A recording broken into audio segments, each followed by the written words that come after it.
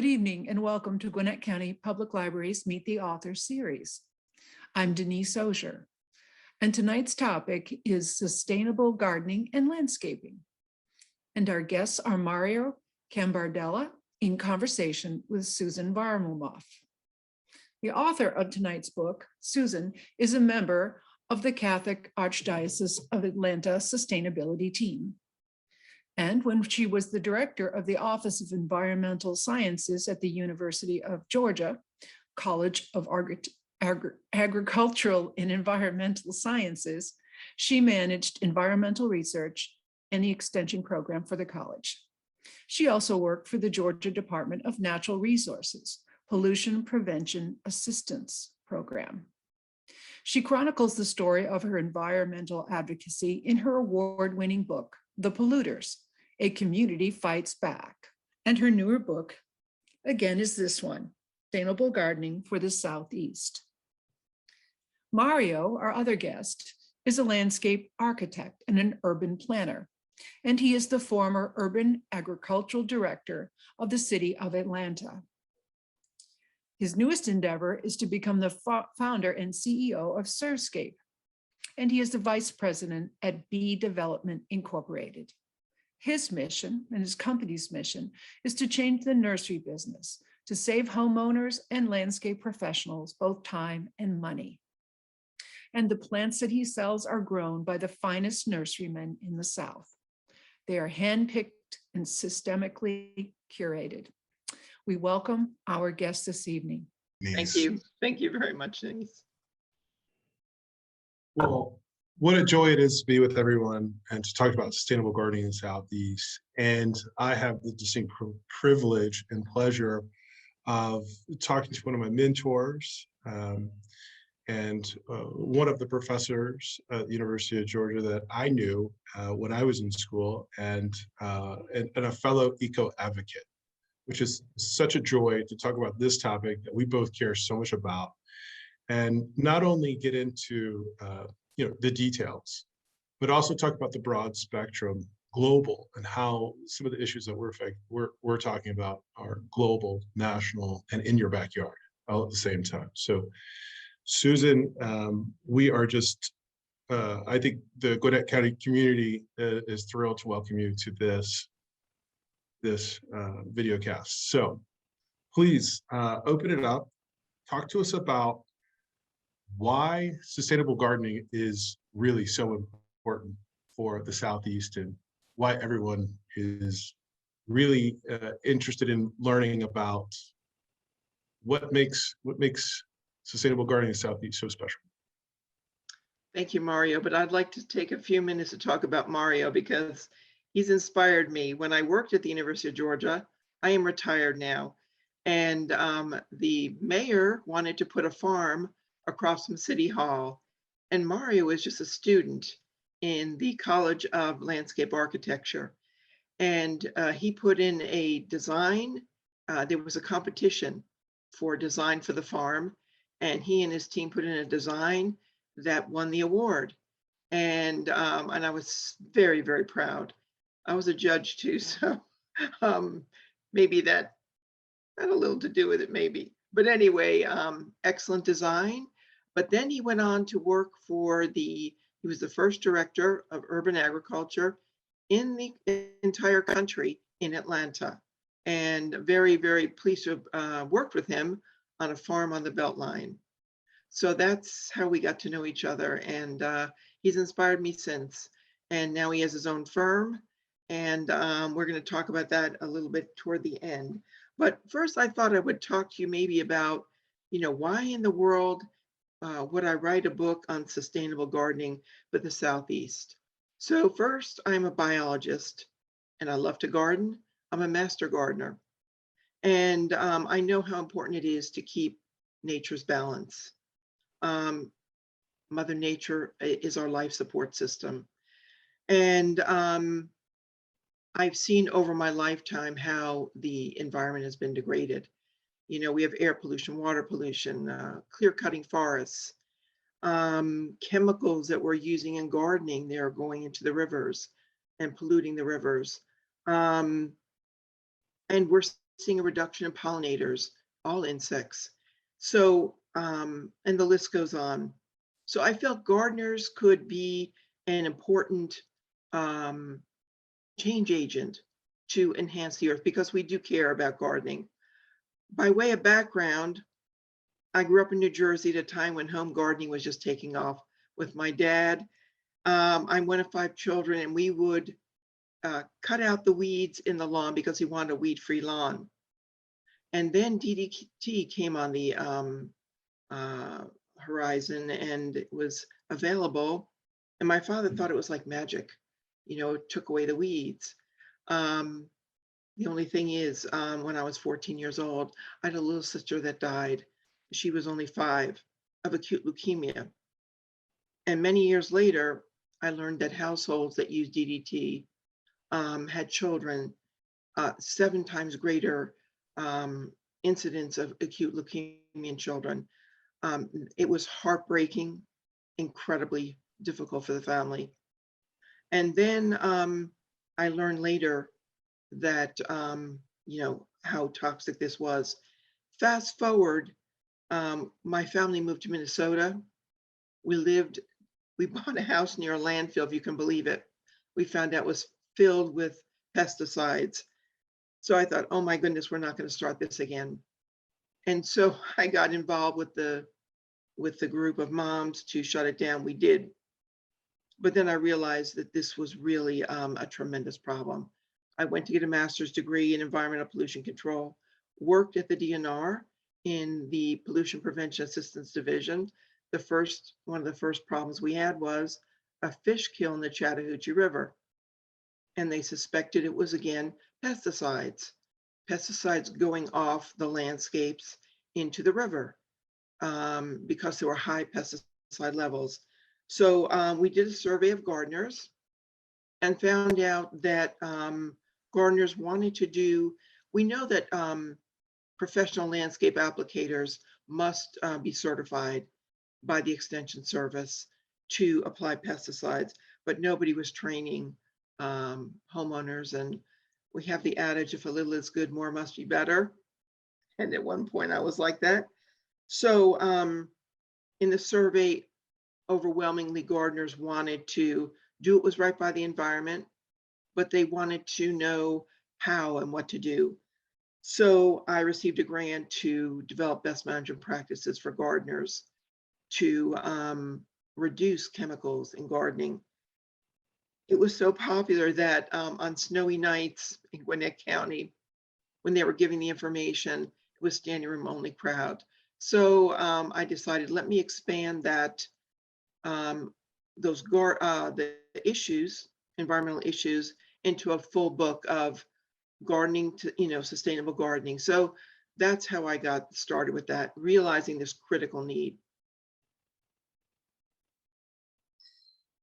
Well, just going off script for a minute, the story about your sister is really just taking me aback a little bit, and I just wanted to, just to say, I'm so sorry for your loss, and I am so encouraged by the tenacity and passion and everything you pour at what you do and why you do it. So it's very inspiring.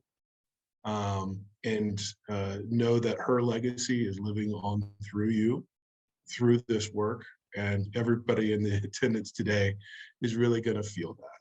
So thank you. Just one thing, the book is dedicated to my sister Karen, who left this earth too soon. It's Well, something you don't forget. And so that has driven me and still drives me. wonderful. Well, going to the book and what its broad scope of environmental issues. And I think if you could just kind of skim across a little bit of some of the topics that you do cover, because it's broad, but these are topical, but yet some of these have been around a long time. So if you could just kind of dive into or skip around to a few of these issues that you bring out in the book. Sure. Well, the big one is climate change, of course. The fact that the temperature has increased 1.4 degrees in the last century is enormous. and the fact that, vegetation is absorbs carbon dioxide and releases oxygen that we need. So we have complementary cycles, and we don't realize that when we're chopping down trees, we're missing the oxygen that would be released by the trees. So that's very, very important that we revegetate the earth. And it's certainly something, we can do in our gardens. The other thing is soil fertility loss. And in Georgia, that's a big, big deal. Globally, we've lost 50% of the topsoil. But in Georgia, especially in North Georgia, we have this clay, and most people don't realize it, that we had topsoil, but it was bad gardening or bad farming practices, but also we cultivated cotton from the mountains to the sea, and that stripped the topsoil off the soil. And so we've got this very fine clay that we need to amend. Now, pollinators, that's a huge issue. They're down 30%.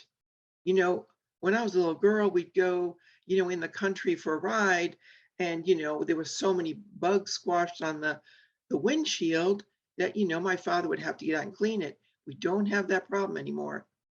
Monarch butterflies are down 90%, and that's partially because we're clearing the land, we're clearing the plants that the pollinators, insects need to thrive and to live.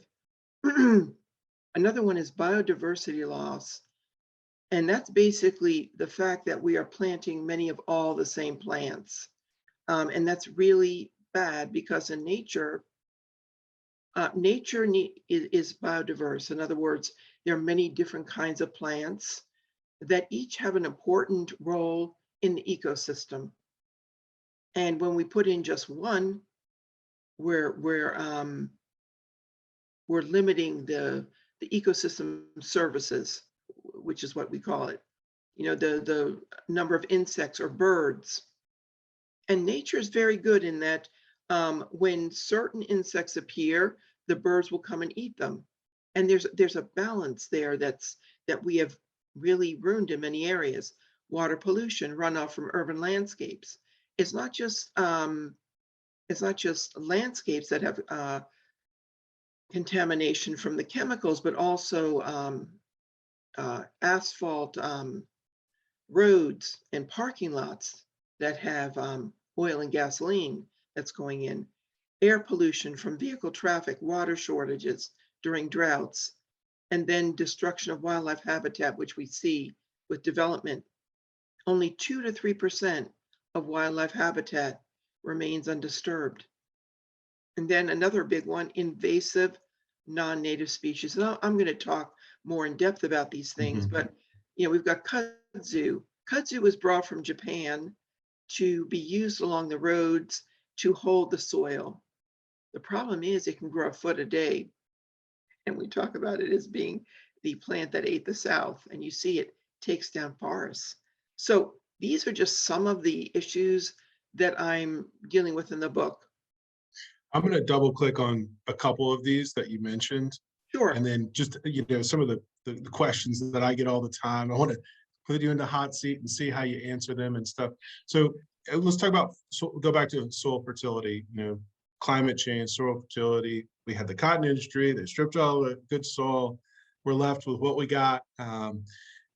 So building back, composting, building back these soils, because, we always say that, if you want a good plant, good, healthy plant, you got to start with great soil.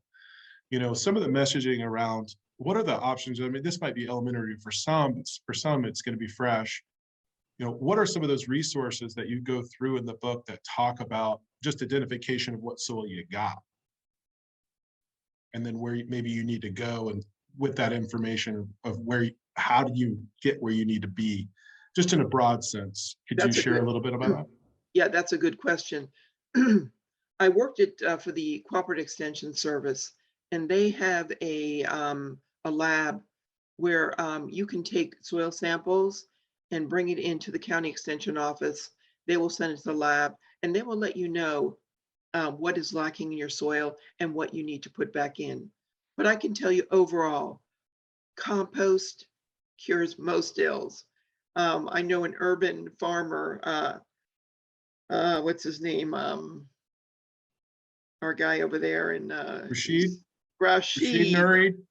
Rashid Nuri he says, just keep putting in compost. And you can make that in your backyard. It's very easy and it's not very high tech. The branches, the spent plants, vegetable scraps, keep turning it, leaves. And after 6 months, you have a great compost and you put that around your yard. But Rashid swears by compost. You can also buy it in the store, except it's expensive, you know. Mhm. So, and basically, you know, a funny story, when we first moved to Georgia, our children wanted to put in a pond, you know, with a biological filter and all that, a koi pond. And we are coming from the Northeast. And, you know, they broke 3 shovels. And it was because of the clay. They did this in July during a drought. So, you know, if you have to use a pick to make a hole, then you've got to do something about putting compost in. And basically, by putting in compost, you work in, it becomes a lighter soil. Water can go through, nutrients can go through. And what most people don't realize is that the soil is not dead. There are so many microorganisms there. And by putting in the compost, you're feeding those microorganisms that degrade organic matter, dead material, into nutrients, simple nutrients for new plants. And there's a certain kind of fungi, mycorrhizae fungi, that has got like this little network underneath. So you've got to be careful. You want to amend the soil once and then put the compost on top after that. Otherwise, you wreck up their little network, and it's a food web. And All right. So everybody can Google mycorrhizal fungi, or look at the book. All right. yes, yes. So another one to just double click on, I think is just so fascinating, is what you were kind of talking about, the soil food web, this biodiversity loss. I mean, we have biodiversity loss in soil, but coming back up to the flora and fauna that we see every day. And like your father wanted that just monoculture of green grass. We know now that that is a biological travesty, right? But how do you find, like, what are some clear-cut examples that you've seen, like Rashid's doing for the soil, that maybe, you know, can blend the beauty with that biodiversity and resilience, that what are some clear-cut examples of people doing it well? You know, it's not so tricky, you know, and that's what I tried to write in my book. I explain, you know, how nature works and then how we can work with nature. Because basically, Mother Nature's got like a symphony. Everything works in perfect harmony, you know, and so if we do certain things, we're kind of hooking up with Mother Nature. For example, using native plants. Okay, native plants have evolved in this for example, in our particular area with the weather and the soils. So if there's a drought, it can usually stand it. If there's a period of a lot of rain, it can stand it. They've learned to survive through all these different cycles. And they're much easier to take care of. And they're part of the ecosystem. You know, they have bloom, pollinators a certain period, the birds will come in, and you have very wildlife rich yard. So that's a big thing. Native plants, and make sure they're native for your particular area. What's native in North Georgia, you know, really North Georgia in the mountains, is not the same as what would be maybe native to our area, or in South Georgia. You know, they have a different variety of plants, native plants. That's very important. Diversity of plants. Back in the day, down Main Street, they used to put elm trees, only elm trees. And then Dutch elm disease came in and wiped out all of the trees. Now, diseases and insects typically are specific for one particular plant. So if you plant all the same plant, you're giving them, you know, like a buffet, and they go through the whole thing because you've given them food and they keep reproducing. And so, that's another thing. So if you're going to plant trees along Main Street, maybe an elm, maybe a oak, maybe a maple, but the same thing in your yard. I show a picture typically of, along a roadway, and you see all different plants, and that's nature diversity. Well, as you talk about these trees, you're talking about climate change and reduction of some of the ambient temperatures, creating this biodiversity, creating this canopy, creating, um, encouraging greater biodiversity. Okay, so you touched on water pollution and air pollution. We know that it's going downstream, it's going to the rivers. But why is what's going on in the rivers, why is it so critical for us to like really monitor what we're putting in it? I mean, a lot of people don't care about a little fish that's environmentally protected if they're never going to see it, or like, well, is it really about the fish, or is it a greater story there? I mean, there's something else that people need to be aware of? Well, it's always a greater story, but in the Chattahoochee River, we drink that water. So Right.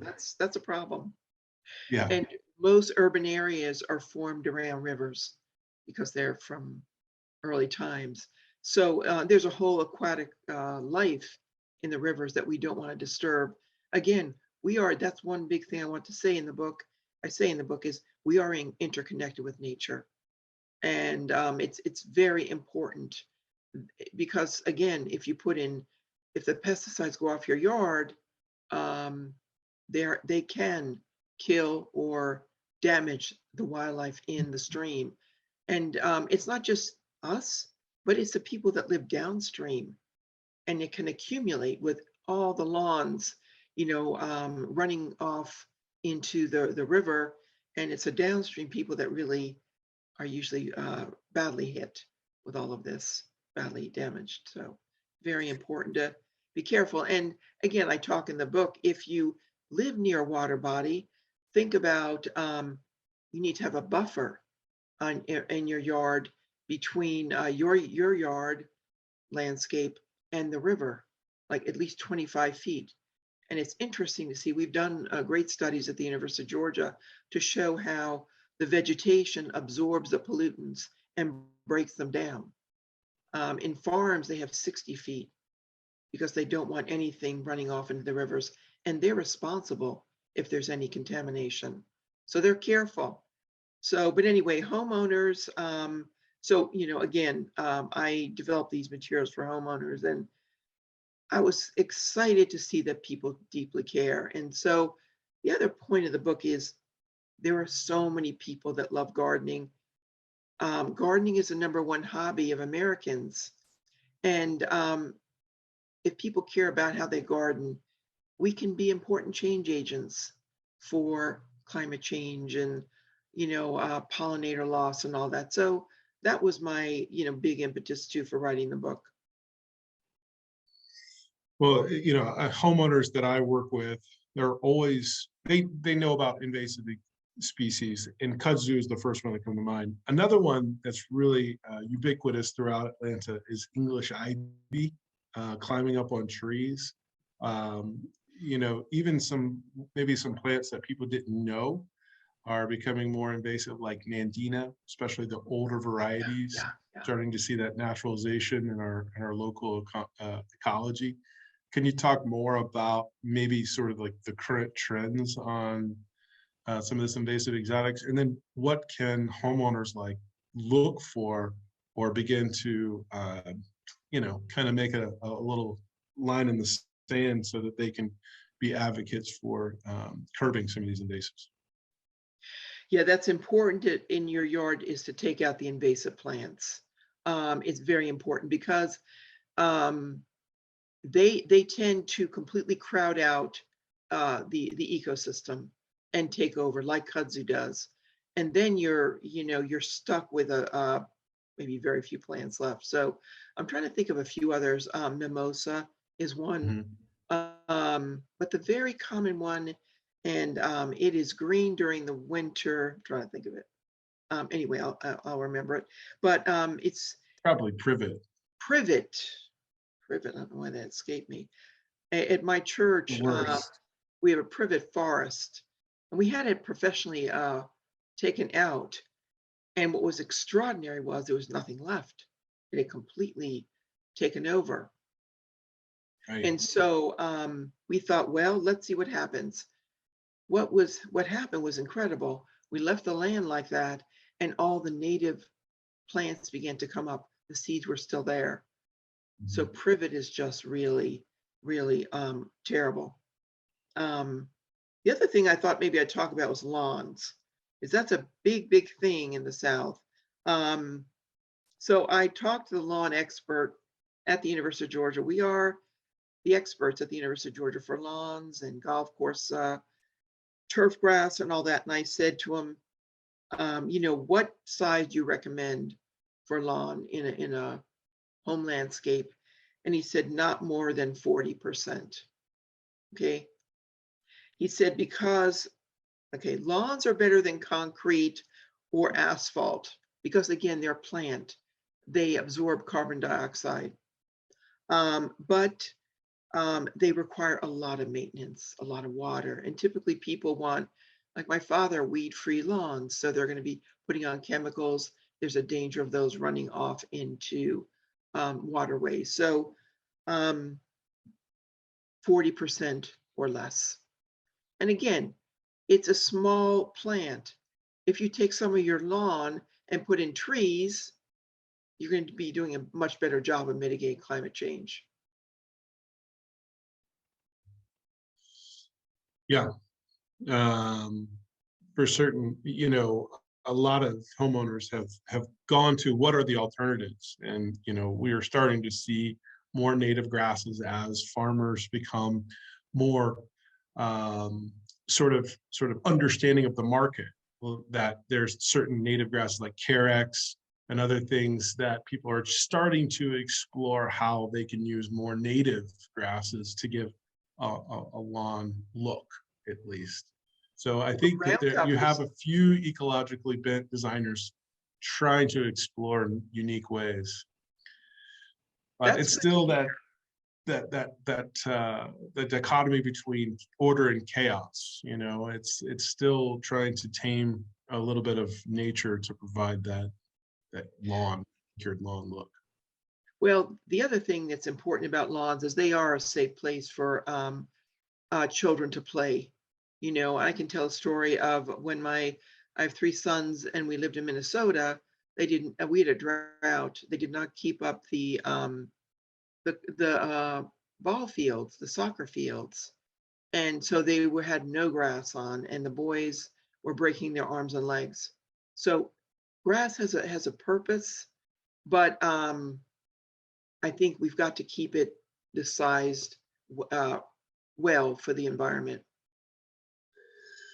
In your book, not only are you talking about kind of the theory of and like the importance, the connectivity to nature, which we can expound upon here in this conversation, but one of the things I like about it is you go through the practice. This is the practical nature of actually performing or being this agent of change for your backyard or front yard.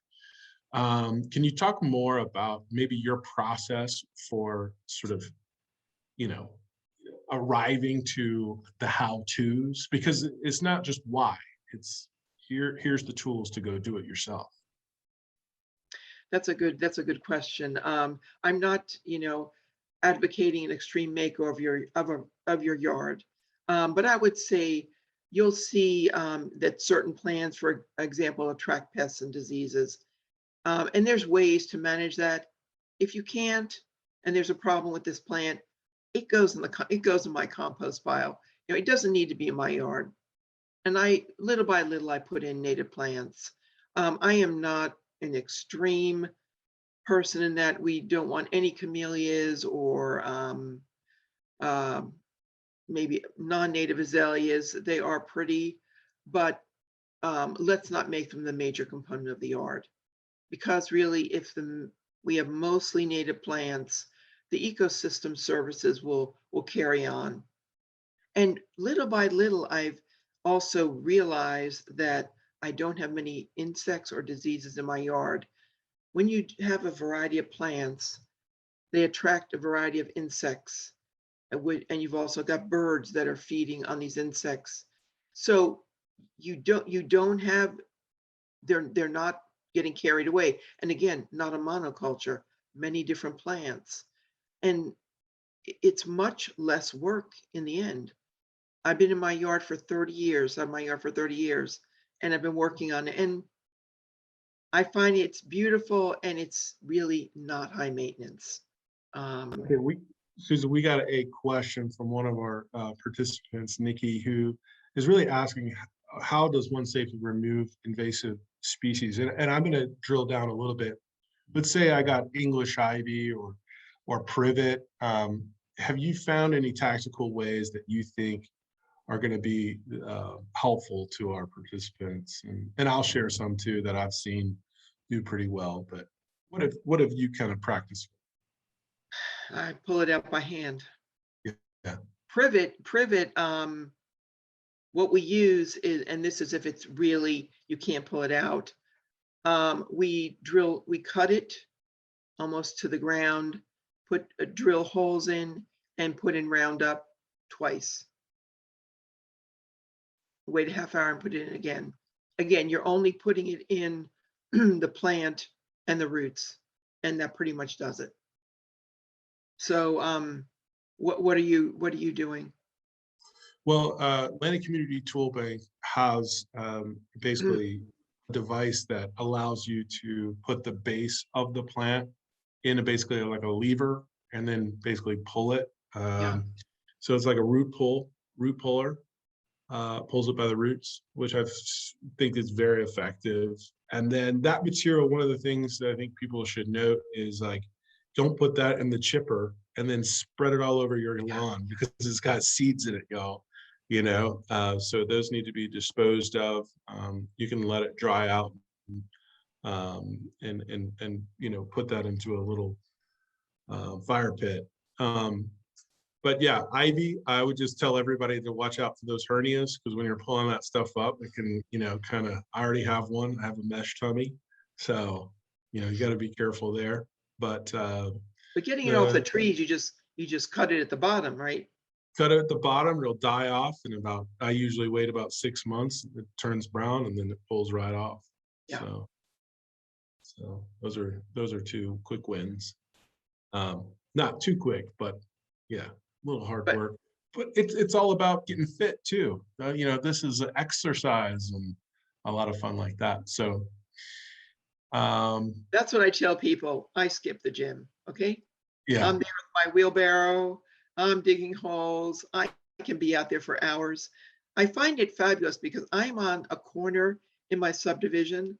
So during the pandemic, my yard was looking good because I was out there not only working in my yard, but socializing with my neighbors. So everybody comes by and of course wants to talk. So it is great exercise. It's great social activity too, to be out with the neighbors. And we're living in tough times and it's a great thing to do. I mean, it's one thing we can't control. We can't create a beautiful garden that's in harmony with nature. And even pulling weeds, I'm okay with that. I'm thinking of what I'm going to do next. And there's always a neighbors that come by to talk. So again, trying to look at a few more ideas here. I want to talk maybe about non-native plants and why they don't contribute to the ecosystem. A lot of plants that have these beautiful flowers like camellia, trying to think of a few others, gardenias, they come from Japan and China. I've been to Japan and China, I've seen them. And so they are not they're part of that ecosystem, but not part of ours. So the insects do not recognize them. The birds do not want to nest in them. I mean, if you have an entire yard of non-native plants, even if they're not invasive, you basically have a wildlife desert, essentially, for the most part. So again, and if you want to know what native plants are, you may have a list on your website. I have some in my book, but almost every state has a native plant society. Georgia Native Plant Society, they've got a full listing there. And I think they've got the nurseries where you can buy them. So hopefully you're on the list. Mhm. Um, Yeah, but and the way that we describe that, or I have throughout my career, is that there are plants that are more food producing than others. And um, and one of the ways in which we kind of talk, especially when I was at the state of Atlanta, we had to go to talk to small kids and school age, is talk about, if you had to eat Chinese food every day, would that be the healthiest for you? And it's really about food producing landscape. Maybe it's food producing for you and me in the urban agriculture sense, but maybe it's food producing for all the birds, bees, butterflies, everything else that lives and needs to eat around us. And those things get calories, right? Energy right, from things, and not everything's a good energy producer. So it's those native plants are those energy producers. So I think that's a wonderful message. And so as you're talking about um, when you're talking about native pollinating plants and working with these advocacy groups, uh, there's a lot of community around them. You know, there's a lot of input. There's a lot of people right. talking about them. You can join these groups.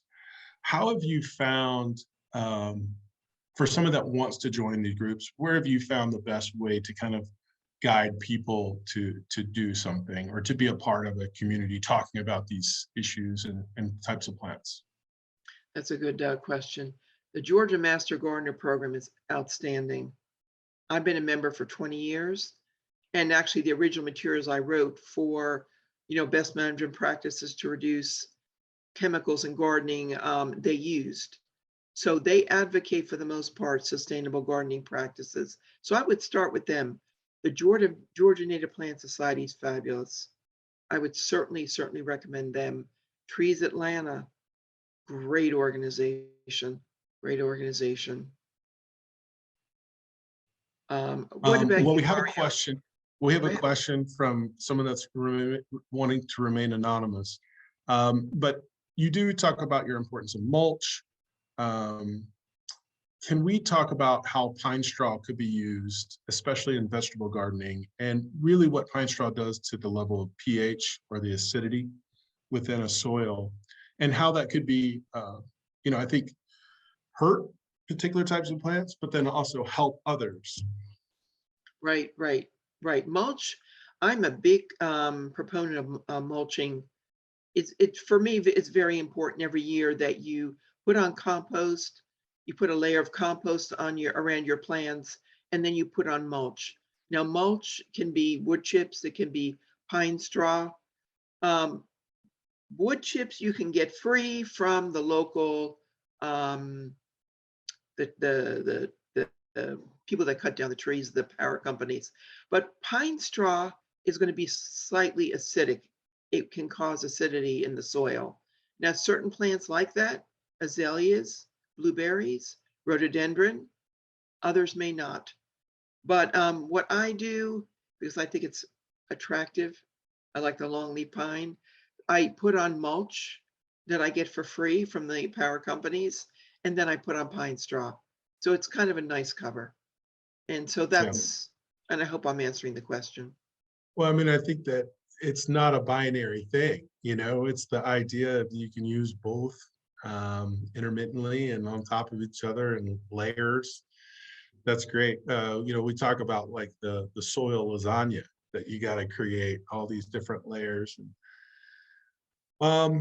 Yeah, so another one from Cheryl. If your non-native plants have been in your yard for years and years, won't the wildlife, the bugs and the birds eventually recognize it versus staying away from it? And I think that, is there a level of assimilation with some of the fauna or flora or fauna to kind of adapt to some of the non-native plant material? Which is an interesting question. I It's a have, very good question. Doug Tallamy, who's an entomologist up at the University of Delaware, has done studies on all of this. If you want to really make an ecological statement, plant an oak tree, a native oak tree. They attract the most wildlife. But our scientists have found that they can attract some insects, some wildlife, but for the most part, no, they don't assimilate. They really don't. Think about a camellia. The leaves are always shiny. The leaves are always shiny. And we like that, but that's because nobody wants to eat them, right? Did you Right. ever see a bee on a camellia flower? I haven't. I can't say that I have. All right, we have another one from Mr. Jay Bassett, who we both know really well and love.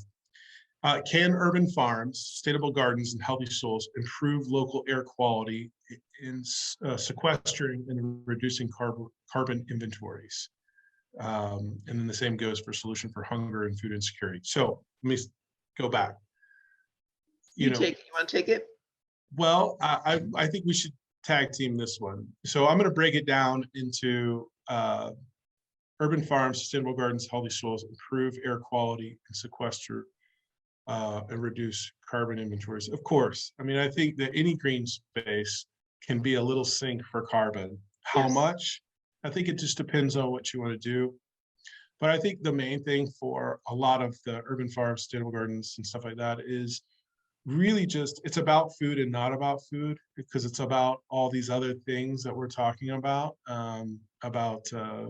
helping with stormwater, helping with all these little topics that you kind of touched upon.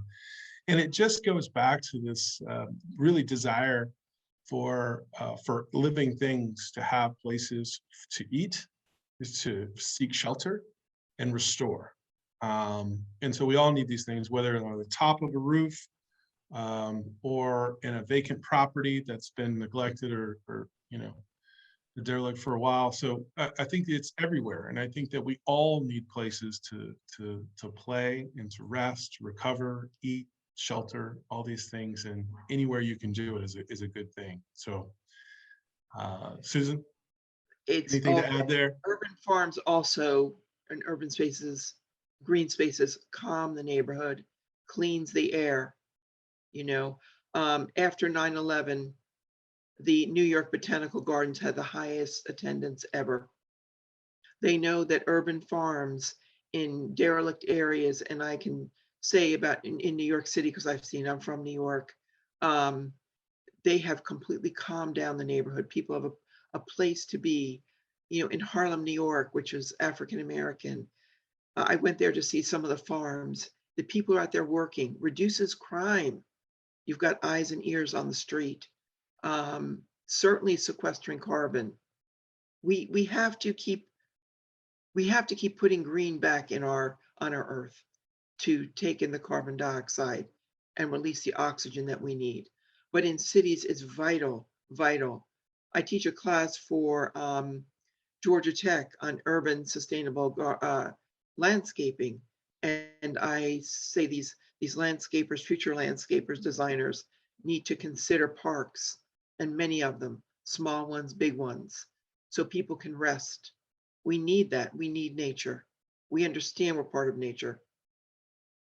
And Susan, just to touch upon that, you're doing some amazing work with the Catholic Church. Could you talk about a little bit about your programming there and how that restorative nature of nature actually extends into our spiritual lives as well? Certainly. You know what I'm going to do? I'm going to pull up a couple slides of that I've got here and see if I can do this. Anyway, the one thing I want to impress upon with everyone is we're not just doing this for ourselves. We really have to think of the future. These are my grandchildren. The little girl on the left is 13 now, leading her brother into, I say, their future. Their future is what we leave them. It's our legacy to them. And Pope Francis, and I am Catholic, so I'm working with the Catholic Church, he says, what kind of world do we want to leave our children? And so this is the work I am doing with the Catholic Church. It's Pope Francis wrote an encyclical, 184 pages.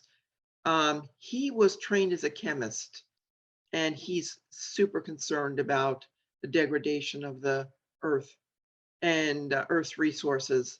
So I asked if I could work with him, but the Archbishop said, no, Susan, that's an inside job. But I wrote an action plan with my colleagues at the University of Georgia to for the Catholic Church and the people in the pews to mostly for climate change. And and one chapter in the book is on sustainable landscaping. Again, they have a lot of land, so they can certainly make a difference with that. And crazy, you never know when you do something. It's become a model. It's been for the country. The Vatican has recognized our work, the Pope. So we are taking this out across the country. And again, sustainable landscaping is an important part. We're asking people to plant trees at my church. Again, we removed the invasive plants. We're putting in gardens to feed the hungry. Let me just quick go. That is my book, and that's with a cover. And there's where it's available. And also at Mario's company, Servescapes. And there's my contact information if anybody would like it. I'm looking at the time here. We do have still time, but I wanted to, this is from Mario's front page there. I think this is so beautiful, such a beautiful idea. We are living in such turbulent times. It is so hard to turn the news and get anything good. And I thought this is a wonderful program that you have to buy sunflowers, and half of the proceeds from the sunflowers goes to a nonprofit in Ukraine. And so I will be purchasing many to put up at the church, because we are trying to remind everybody through the church that, spiritually, we are all one family. And that's what the Pope says. He talks about integral ecology in his Laudato Si, his encyclical. Laudato Si means praise be. It's from St. Francis' prayer, Canticle of the Sun, in which he talks about, Mother Earth and Sister Moon. It's one of the most beautiful prayers. And so I know as a biologist, I know the scientific reasons why we must maintain the earth if we want to maintain ourselves today and into the future. But there's also a moral imperative, I feel, that we need to maintain the earth just because it's part of God's creation. And so, that's pretty much what I'm doing also. And Mario, I was so moved that you're a young entrepreneur, you're just beginning your work, and you're doing this program, Sunflowers for Ukraine. What I did at my church during Lent, it's a period of Lent, where we're asked to give prayers, alms, and make some sacrifice. And so we have, I asked to put these sunflowers on the altar so we can feel the solidarity with the Ukrainians. And it was a beautiful, beautiful bouquet of flowers. And normally we have no flowers, nothing in the church during Lent, because it's a solemn time just before Easter. But he said, no, our priest said, no, let's do something beautiful. And so we were able to pray, give money for the Catholic charities to help out in that situation. And again, a moral imperative to help these people. And their earth is being absolutely destroyed. So again, something bright, something beautiful. Yeah, I love the intentionality behind it. I mean, this is a swamp sunflower. Swamp sunflower is a native. So it doesn't look like their sunflower, but it still speaks to this idea of that something can be beautiful in my backyard. At the same time, it could be providing food for something that I enjoy and that I get to look at and marvel at, and and it increases this biodiversity and makes us all. And then again, also a third tier, speak globally to Right. solidarity for people that are suffering somewhere else in the world. So that's just 3 layers of yes, that I think we could all be striving for in any decision that we make, whether it be your landscape or anything else, any other decisions on how you treat life. I think, just being connected to the earth, through gardening is something beautiful. It really is. And again, being connected to, we are part of the family of humans. And we can see that interconnectedness with, I forgot to say, the sunflower is the national flower of Ukraine. And they produce, I think, more sunflower oil than any other country on earth. And so that's why I think it's beautiful, Mario, that you're doing that. And again, it's a new business to do something so nice. So I encourage everybody to go to surfskate.com and order their sunflowers. Any more questions here? I think we got one that's great. We cannot get away from food producing landscapes without recognizing that in Atlanta we have deer, and not only deer but hungry deer that love to eat our native landscape, right? So what are some biological, maybe some chemical, what are the tactics to kind of help support, and specifically the ask, do they eat sunflowers? So, what wisdom do you have to part with the deer eating our landscape? That's a super good question. It took me many years to figure that one out. There is a product and it's called, I think it's Live Fence. Is that what it's called? Live Fence. I've used multiple. It works. It Yeah, stinks. yeah, it stinks. It stinks.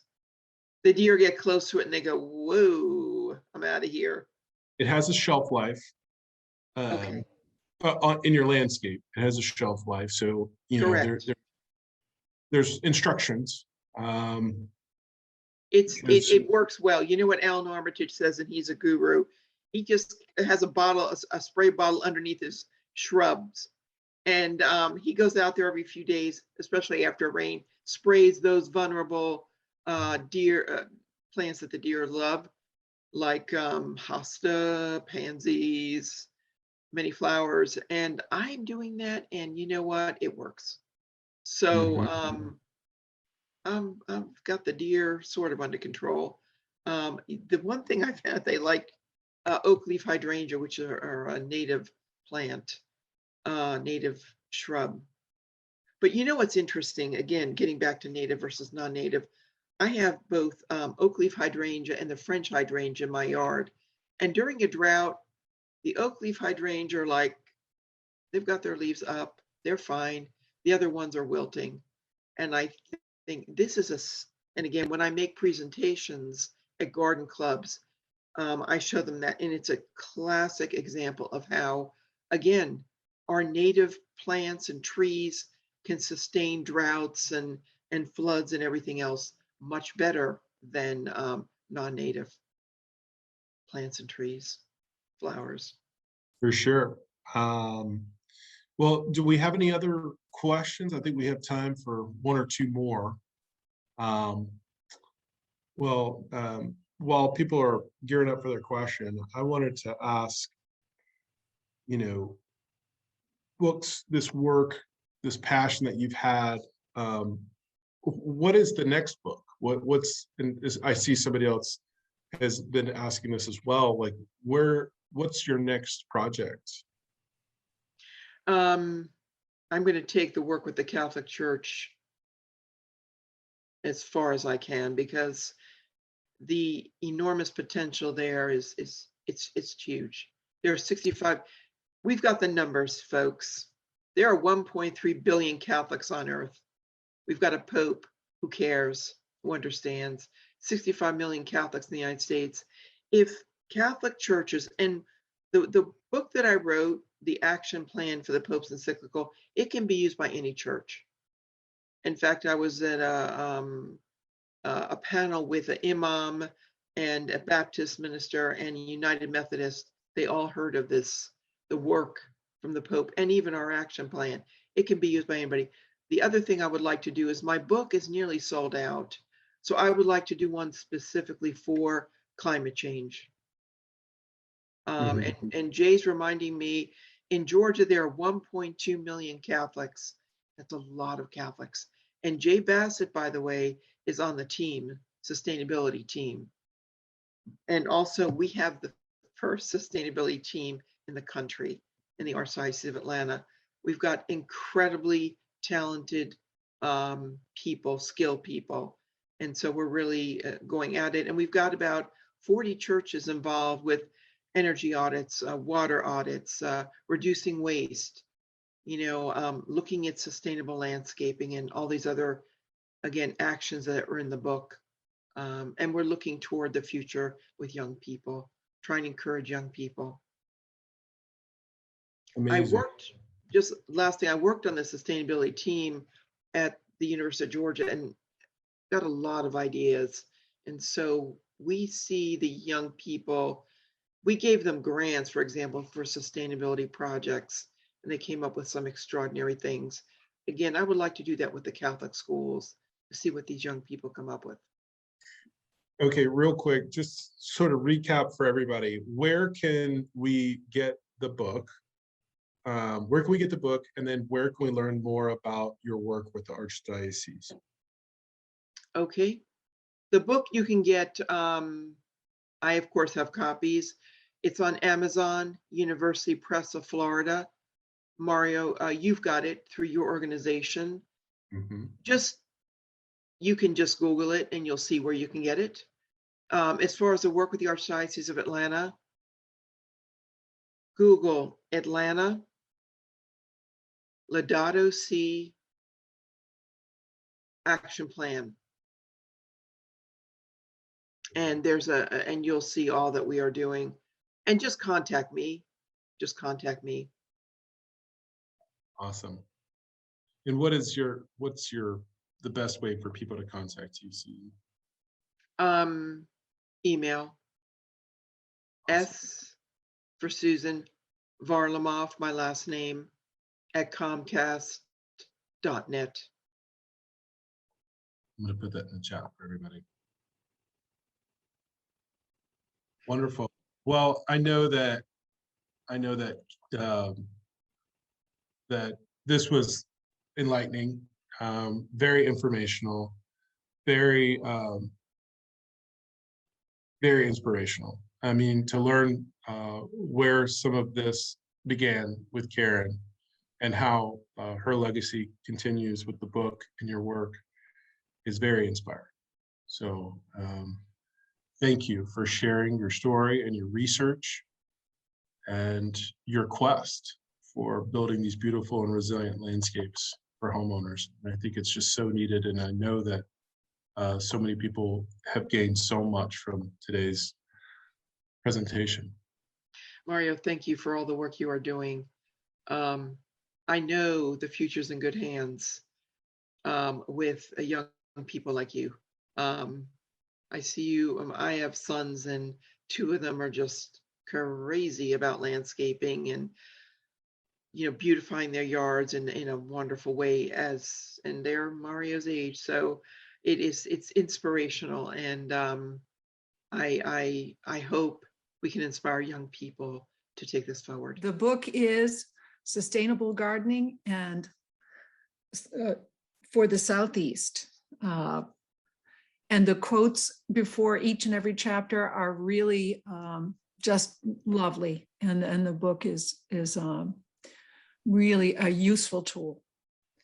So on behalf of Gwinnett County Public Library, I want to thank Shelley Marlette, the Executive Director of Gwinnett Clean and Beautiful, for helping cross-promote this event. The amazing Jay Bassett, who brought these great guests to us tonight. And of course, Mario Cambardella, and last but not least, Susan Varlamoff. Thank you everyone for joining us. I hope you'll take a look at this video in just a few weeks' time. And thank you again for joining Gwinnett County Public Library. It's been my honor. Thank you very much for inviting me. Thank you, everyone. Plant joy.